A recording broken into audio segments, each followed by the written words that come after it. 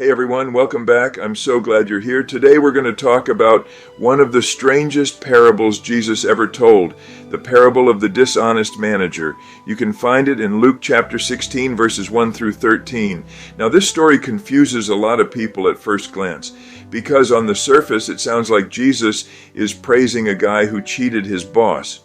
But when you slow down, listen carefully, and think about what Jesus is really saying, there's something much deeper going on. This story is all about wisdom, perspective, and how we use the things we've been given, especially when it comes to time, money, influence, and opportunity. And if you really pay attention, Jesus is actually comparing two worlds, the world we live in now and the eternal one to come.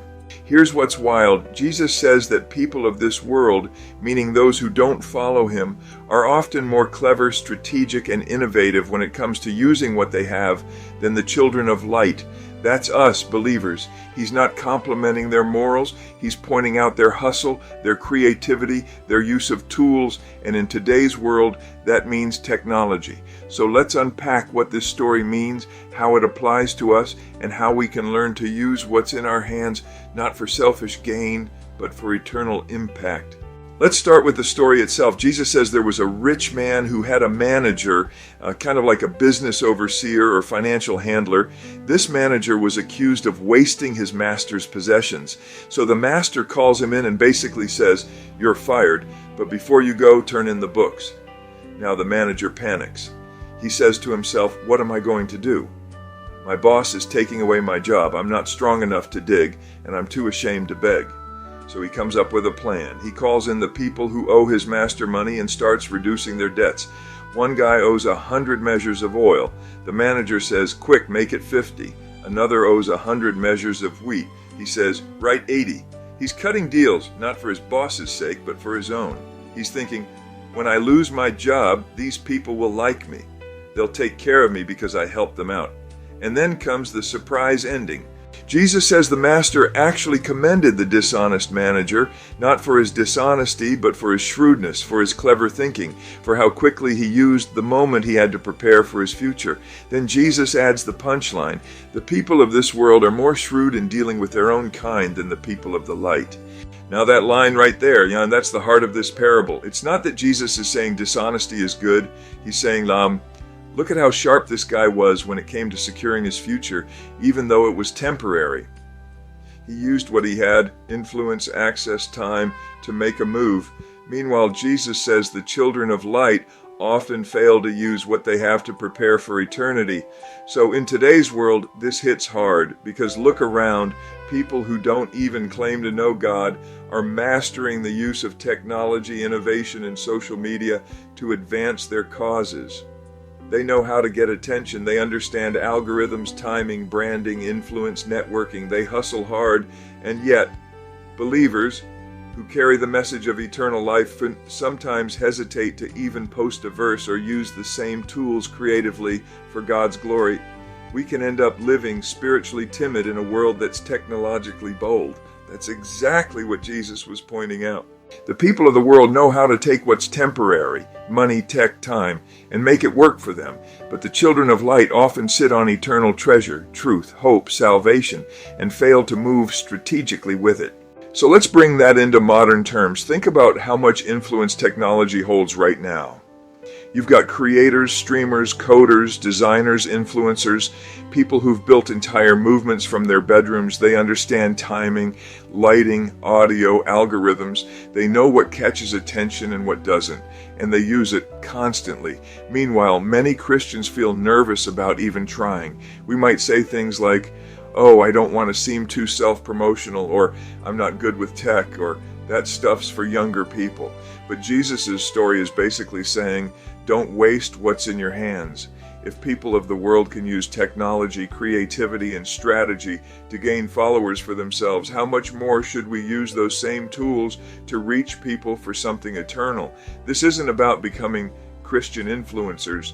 It's about being wise stewards, managing God's message and using today's tools to carry it forward. The dishonest manager used his window of opportunity to secure his future. We have the same call, not for selfish gain, but for souls. If you've got access to the internet, a phone, a voice, or even one person who'll listen, you have tools in your hand. The question is, are you using them shrewdly like the manager did, but for the kingdom? When Jesus said, use worldly wealth to gain friends for yourselves so that when it's gone, you'll be welcomed into eternal dwellings, he wasn't talking about buying followers or paying for heaven. He was saying, use temporary things to make eternal impact. Money, time, technology, creativity, they're all tools. They don't last forever, but what we do with them can echo forever. Think of it this way. Imagine two people with smartphones. One uses it for endless scrolling, distractions, and comparison. The other uses it to encourage others, share truth, create meaningful content, and build relationships that point people toward hope. Same phone, different purpose. One's temporary, one's eternal. That's what Jesus is saying. Use what you have while you have it for something that lasts, because one day everything material will fade away. But the relationships we've built, the lives we've touched, the love we've shown, those things have eternal weight. In the story, the dishonest manager thought ahead. He prepared for life after his job ended. In the same way, Jesus is urging us to think ahead and to prepare for life after this life ends. That's not fear talks, that's wisdom talk. Here's another way to look at it. Imagine a popular content creator who spends hours perfecting their brand. They study trends, analytics, and engagement. They adapt fast when platforms change. They know how to use tech for reach. Now imagine if believers approach spreading the message of Christ with that same dedication and focus, not for likes or views, but for lives. That's the shrewdness Jesus was commending, not deception, but intentionality. He was saying, if the world can move fast for temporary gain, we should move wisely for eternal gain. And look, this doesn't mean everyone needs to become a digital evangelist, but it does mean everyone should think about how they use what's in front of them. Your time, your skills, your relationships, your influence. Maybe you're good with design, maybe you love gaming, maybe you're funny or compassionate. Whatever it is, you've got a platform somewhere. The question is, how can you use it to reflect God's character and point others toward Him?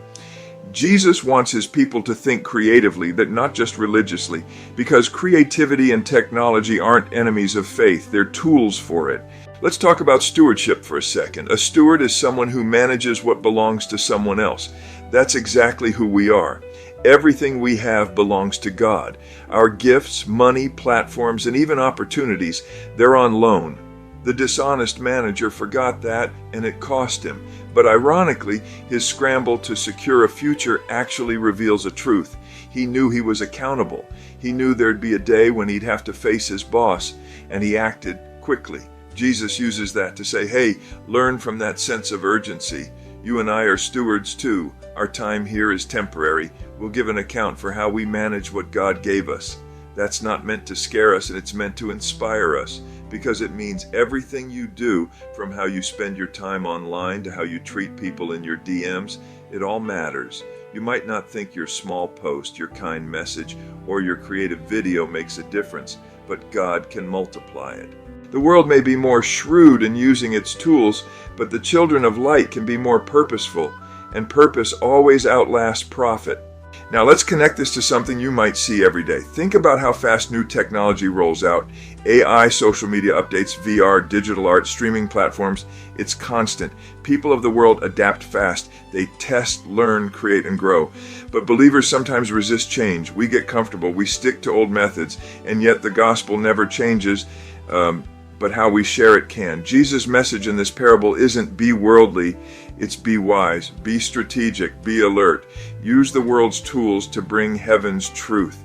Because when he said you cannot serve both God and money, he wasn't rejecting money itself. He was warning us not to be mastered by it. He was saying use it, don't let it use you. Same goes for tech. It's a servant, not a master, a tool, not a treasure.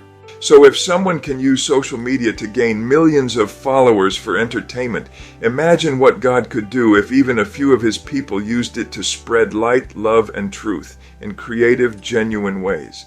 Let's talk practically for a minute. Maybe you felt a pull to start something, a YouTube channel, a blog, a podcast, a Bible study group online, but fear or perfectionism held you back.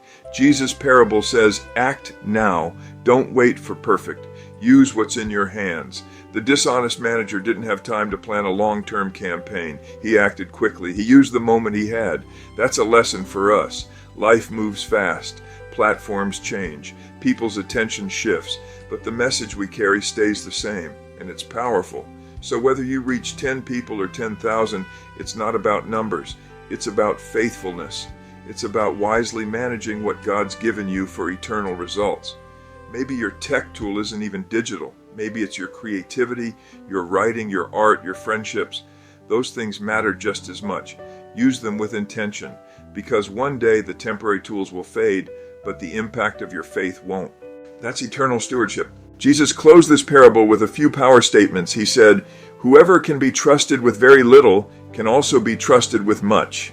And if you've not been trustworthy with worldly wealth, who will trust you with true riches?" In other words, how you manage the small stuff determines how God can trust you with greater things. It's all connected. If you're faithful with a small audience, God can trust you with a bigger one. If you're generous with small income, He can trust you with more resources. If you're creative and humble with what you've got, He can expand your reach, not for your fame, but for His. So ask yourself, what's in my hand right now? What's a tool I've been overlooking? Maybe it's technology, maybe it's time, maybe it's connections or influence. How can I use it wisely for eternal gain? The people of this world may outpace us in innovation, but we should never let them outshine us in purpose, because we carry the light, and light is meant to travel. So here's the encouragement today. Don't bury your talent. Don't hide your creativity. Don't be afraid to learn new tools or step into digital spaces for God's glory.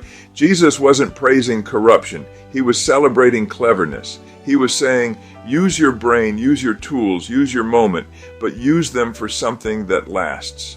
If people can make songs go viral overnight, you can make hope go viral too.